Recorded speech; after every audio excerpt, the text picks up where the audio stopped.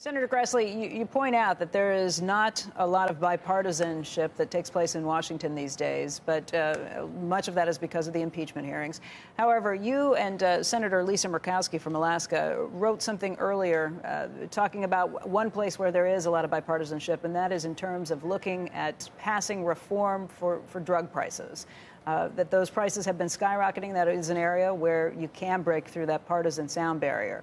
What do you think has to happen next? What are the plans that are on the table for the legislation trying to tackle some of that? Well, you read that article, and that article spoke about the Grassley-Wyden bipartisan approach to bringing down drug prices by mostly putting a cap on the yearly price increase no more than the rate of inflation. We don't set prices. The pharmaceutical company can set prices, but the 5 to 10% increase that we've had in pharmaceuticals, just announced last week by most of the companies, that would be closer to 2 or 3%. So my answer to your question is that what you read about, Murkowski and I wrote, it was in support of the Grassley-Wyden bill. It's the only bipartisan bill that can get through the United States Senate. And so the president supports it. We have bipartisan support in the Senate.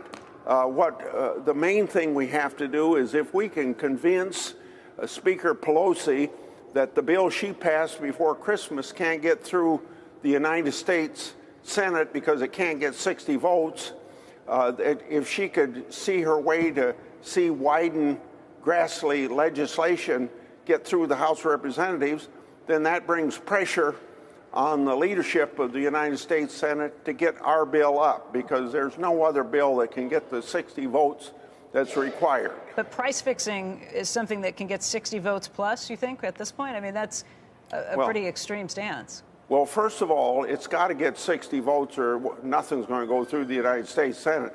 But people that think that there's too much interference in the marketplace, they got to remember, we're not setting prices.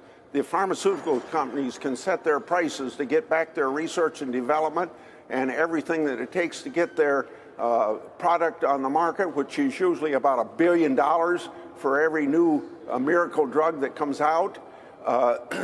It's only that they can't increase the prices willy-nilly. So why wouldn't they just start with much higher prices than they are?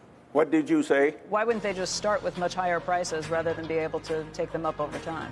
Well, that just seems like an unintended consequence. I don't want to argue with them what it takes to develop a drug and what it takes to get it on the market. That's not Congress's responsibility. But it seems like we have some responsibility to have a reasonable increase in prices from year to year.